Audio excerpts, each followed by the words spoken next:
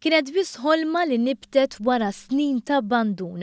Għal snin twal residenti tal-Kalkara u l-madwar kienu jistaqsu se jsir minnu l-Isptar Biegi. Sena wara li nata mandat qawwi biex imexxi l-pajjiż, il-Gvern ta' Joseph Muscat wieġeb bi proġett li ma bħalu.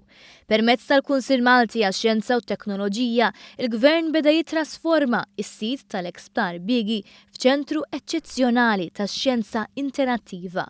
Sentejn wara, Esplora wasal biex jiftaħ u s-Segretarju Parlamentari għaż-Żgħażagħ, Sport, Riċerka u Innovazzjoni Chris Saġus fakkar kif il-bini li dalwaqt se jilqa' eluf ta' viżitaturi kien prattikament imġarraf. Tajjeb li ngħidu li dan il-proġett ix-xogħol tiegħu fuq beda f'April 2014.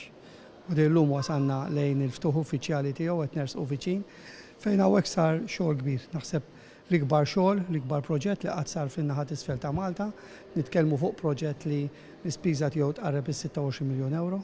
Proġett fejn qed nippruvaw li nbiju xjenza aktar lit-tfal tagħna. Bexieren ta' eżibizzjonijiet diġà f'posthom, Esplora mistenni jiftaħ uffiċjalment lejn l-aħħar ta' Ottubru.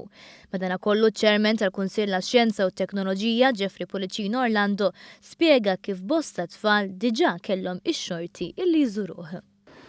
Diġà bdejna ningaġġaw bħala forma ta' soft opening ma' tfal li jipparteċipaw fil-skema ta' skola sajf, ħalli anke nħarġu kemm jista' jkun l-istaff tagħna ħalli meta jkunna il-full blown opening ikunu preparati għall-influss kbir u l-volum kbir ta' viżitaturi li qed nistennew.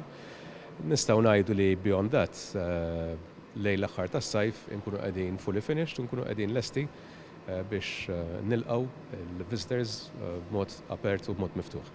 Meqjus li se jkun wieħed mill-aqwa ċentri tax-xjenza fl-Ewropa, Esplora mhux se jkun f'iżolament. Fil-fatt, Policino Orlando fisser kif diġà saru sħubiji strateġiċi ma' ċentri oħra barra minn xtutna bil-għan li dak f'pajjiżna ikun ta' eċċellenza internazzjonali. Fil-fatt diġà l-għonet għandna MOU ma' wieħed mill-foremost Interactive Science Centers, MOU formali. Ma' wieħed mill-foremost Interactive Centers li hemm dak li huwa issa l-Great Britain, il-Glasgow Interactive Science Center.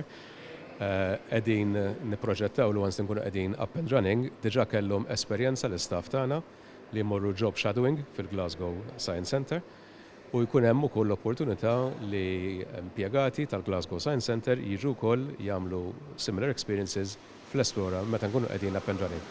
Viżjoni holistika lejn il-wol li se jaqdi dan iċ-ċentru, Chris Saġus stenna li Esplora se jkun mixtla biex aktar żgħażagħ jirrelataw mix-xjenza waqt li jindirizzaw il-bżonnijiet ekonomija dejjem tikber, tevolvi u taġġorna ma' żminijiet. Aħna nafu li pajjiżna wasal għal full employment, però naħseb li sfida tibqa' dejja sabiex aktar żgħażagħ, kull żagħżugħ u żagħżugħa li jeżisti f'pajjiżna jingħata kull possibilità u kull opportunità sabiex jistudja, jipprepara ruħu u jkun ippreparat għall-isfidi li toffri l-ħajja.